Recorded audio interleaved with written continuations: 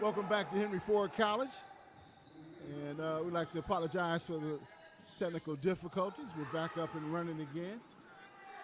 It's 8:34 here in the second quarter, and the visitors, the St. Clair Shores Skippers, have the lead 23-16. And Eric, and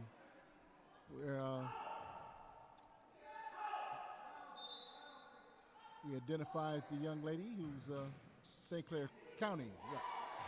Okay, thank you, sir. Yep.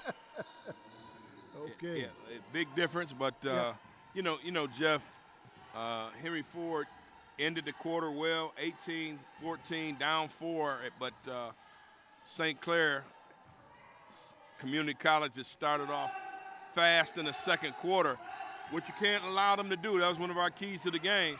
You can't allow them to crash the boards. You just can't. That starts their break. They go down low.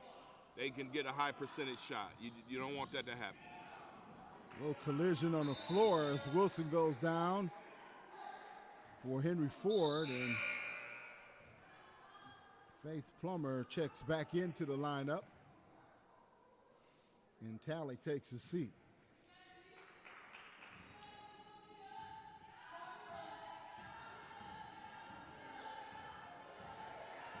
Wilson looking for some room, finding Plummer. Short jumper was tipped by Little. And the Skippers on the run again.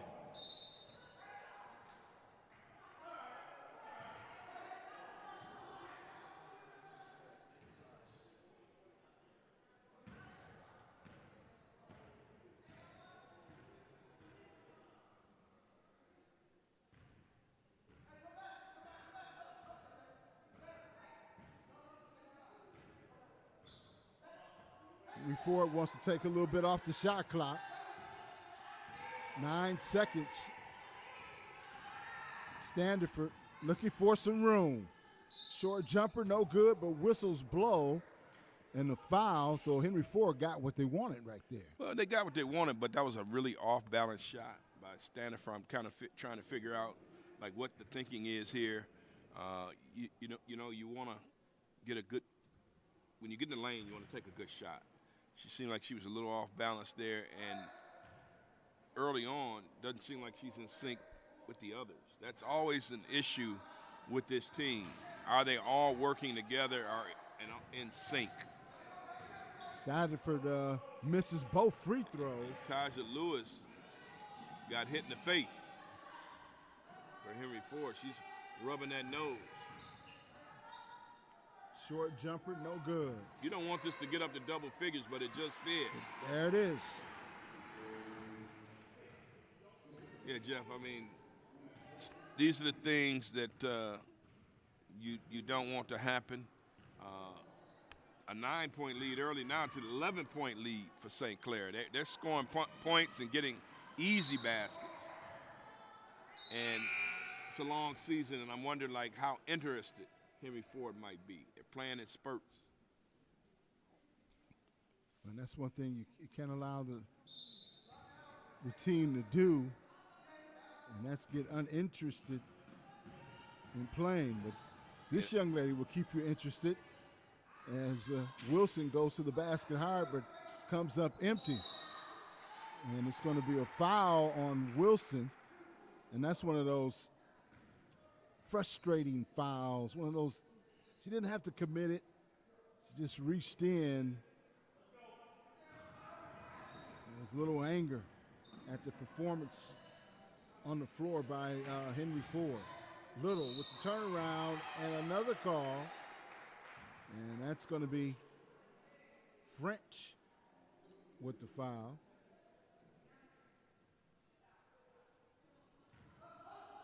And Little will get 2 shots.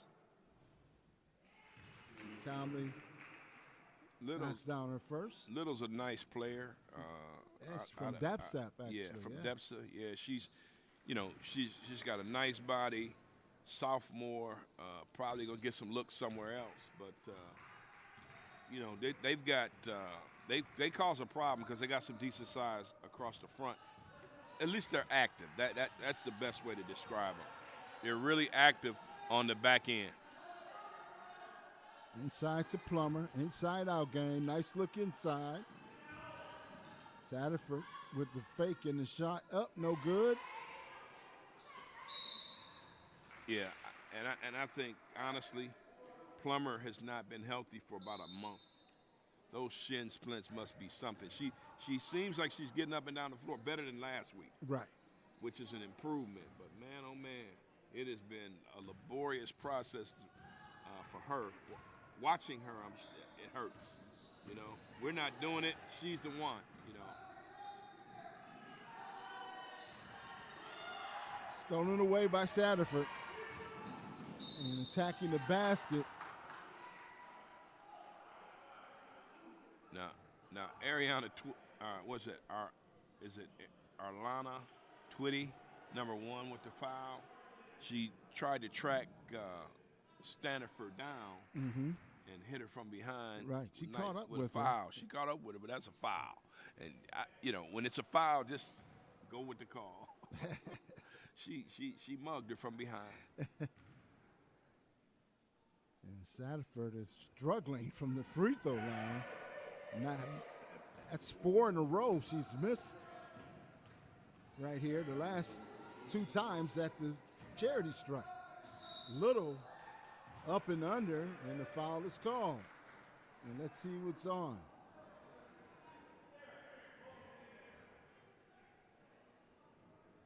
I think that foul was going to go on Wilson. As Lewis checks back in for Wilson.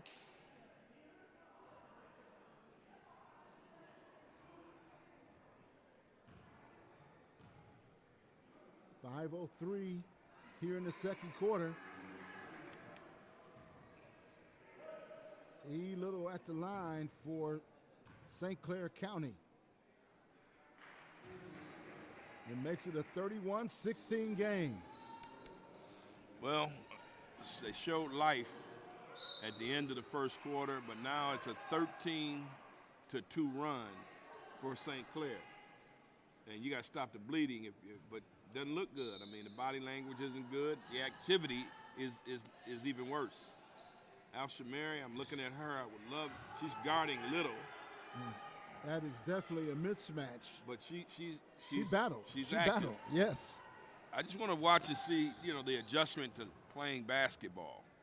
You know, watching her develop and understand what's what. Again, offensively, Henry Ford taking a lot of time off that shot. And they clock. got her. See, those are the things I'm concerned with. Moving screen. You know, somebody's got to tell her she's new at this thing. Plant, and that's what coach is telling her. Just plant your foot in the ground. Stay there. Can't move with it. Can't jerk with it.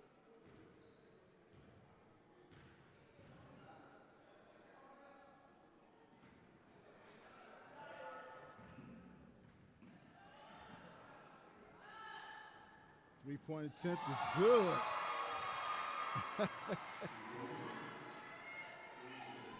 That's Laurie with a 3.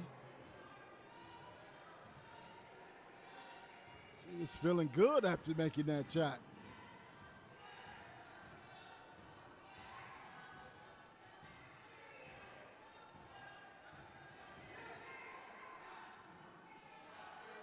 Good job stepping in with the steal by St. Clair County.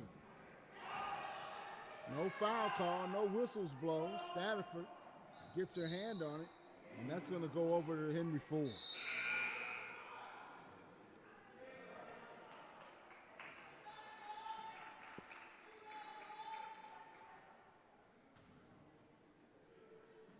Cano checking out of the game for St. Clair County. 3:40 here in the second quarter if you're just joining us. You're watching Henry Ford basketball on the Henry Ford streaming network. Man, that lead just grows, and St. Clair is just getting their way with everything that they do. They're getting offensive rebound opportunities. They're hitting the perimeter shots.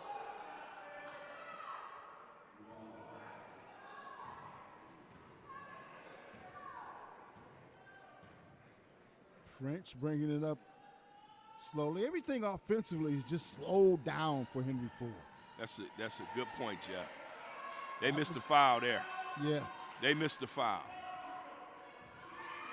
But this is the point in the season where the referees are saying, hey, you earn your calls. You don't deserve one.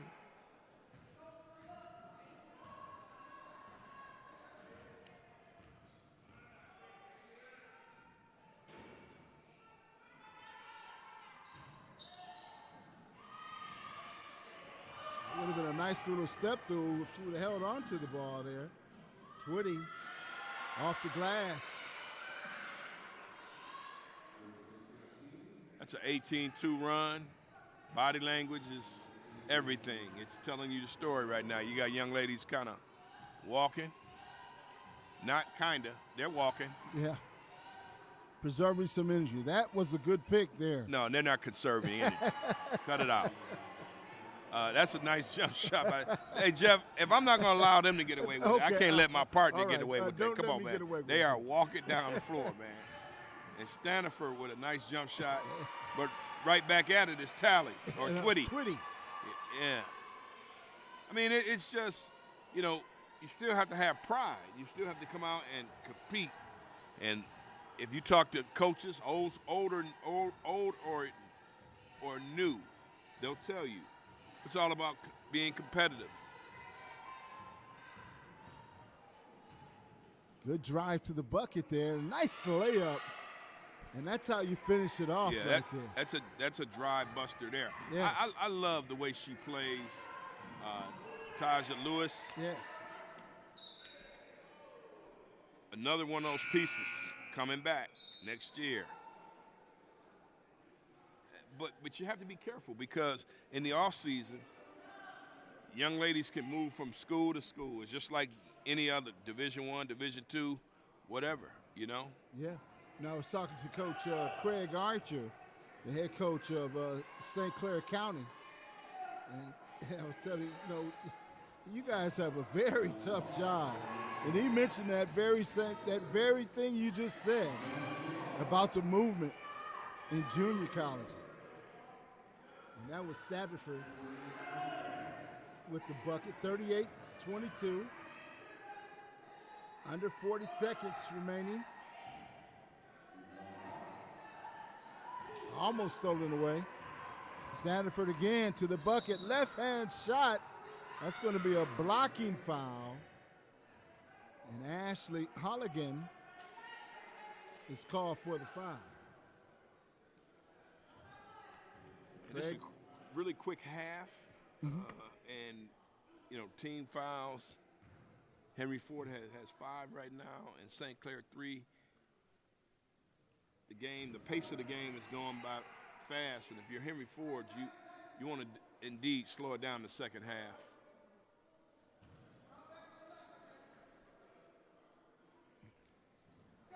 Stafford finally getting something to go here from the free throw line. 38-24 your score. A little full court pressure being applied by Henry Ford.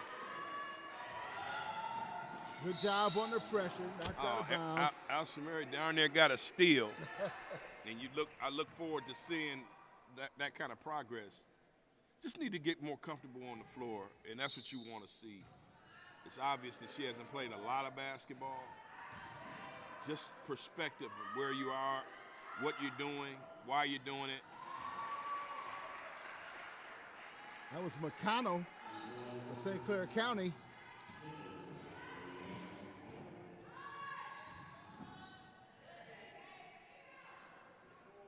Little battling for the rebound, and the horn will sound, and that will do it for the first half of play. 20-point lead. Oh my goodness, 41-24 your score coming up at halftime. Your chat with the men's basketball coach from Henry Ford. We'll be right back with him after this.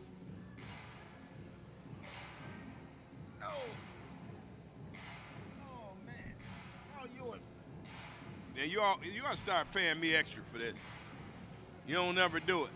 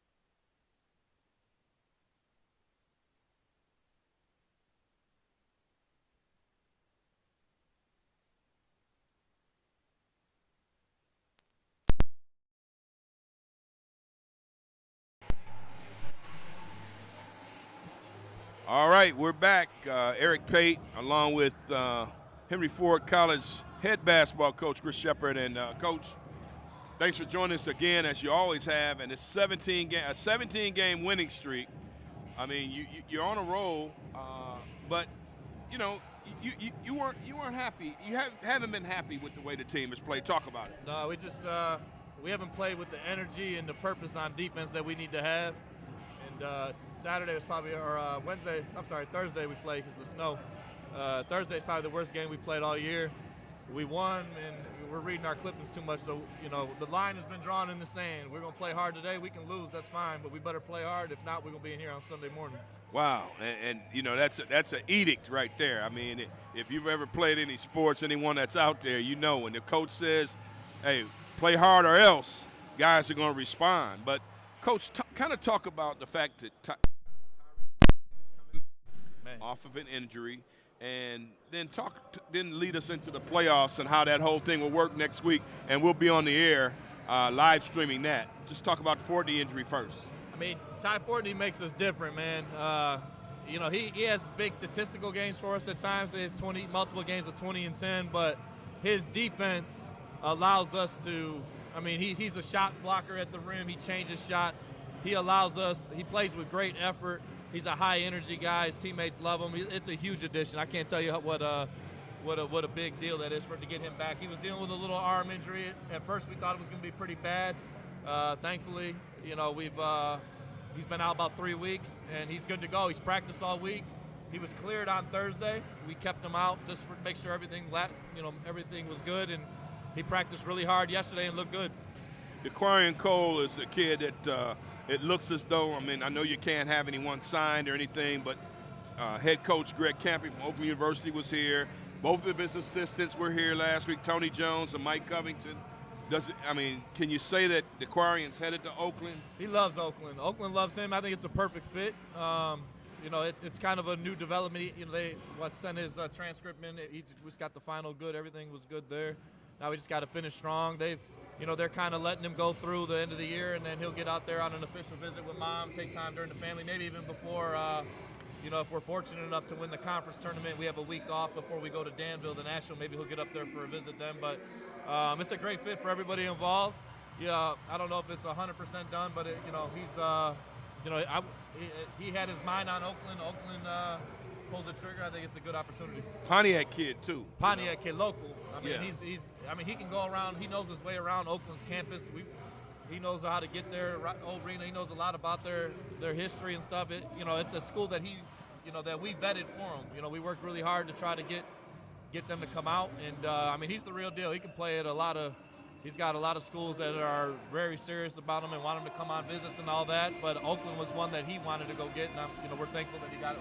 Coach, talk about some of the other guys and maybe some verbals or some things that might be happening with those. Sure. Curtis Jackson has a Division II in New York that we really like. I go way back with their head coach. I had a kid play for him when he was an assistant at Gannon. DeJuan Seal has that same school. Tyler Mack just picked up an offer from a school in South Carolina, Converse University is Division II. He's a fringe Division I kid. I think he's got a chance. If we can do what we're supposed to do over the next 2-3 weeks, and he has a good tournament, which I know he's going to, he can sneak into a Division I. He's that talented, but he's going to have a million Division II offers. Caleb Bates, the same thing. He can go anywhere he wants, Division II. We're working hard on the Division I thing. I think he's got a chance there as well. He's been playing really well. He had 25 the other night. With him, it's got to be on the defensive end. He's got to lock in and continue to guard at the level he needs to. But and then, Ron Hill. Ron Hill's got some interest from some schools.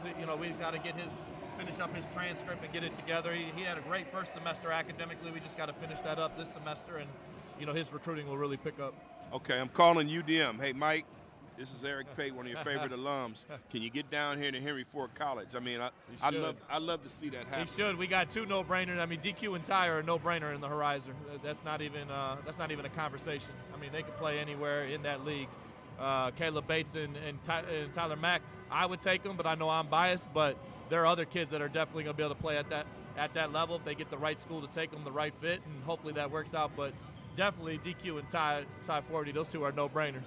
Yeah, I look at Caleb Bates and look at that body, And I mean, it just seems. See the jump shot. He can do it Yeah. all, man. He's just got to continue to be locked in on defense with his motor. He's been really good with that as of late. I think he's a no-brainer as well. I'm not going to, I won't kill somebody if they say he's this or that because, I'm biased, but I would take him. Okay, playoffs next week. Just kind of briefly explain how that's going to work Saturday and Sunday right here at the Memorial Gymnasium. So we play Tuesday as our final league game. We've already won the league, so it doesn't win, lose, or draw. This game and the next game doesn't matter. We'll play the winner of the North champion and the West champion on next Sunday, and basically that's just to crown a state champion of the conference. The big one is the conference tournament. You have to win that to go to the national tournament. So that's the following week, March 10 and 12. So, next week it'll be good for our kids to get some accolades and play hard, and then the conference tournaments where you got to win to get to the national, and that's where we've had it circled all year. Okay, well, last and most important thing, will we hear some more Lil Baby during the warm-ups? I need more. Let the guys know that Eric Pate, one of the announcers, would love to hear more Lil Baby. I'll take care of it, and if that gets them to play harder, which they better today, the line has been drawn, so if that's what's going to get them more motivated, we'll play it. Clean versions. Clean versus, motivated. If you want to see some fun, if we don't play hard, come to the gym tomorrow at 9 a.m. All right. Well, Coach, thank you for joining us. Good luck in the playoffs. Good luck today against St. Clair. Yes, sir. Thank you. All right. More after this. You're listening to the Henry Ford College Athletics live streaming here on YouTube.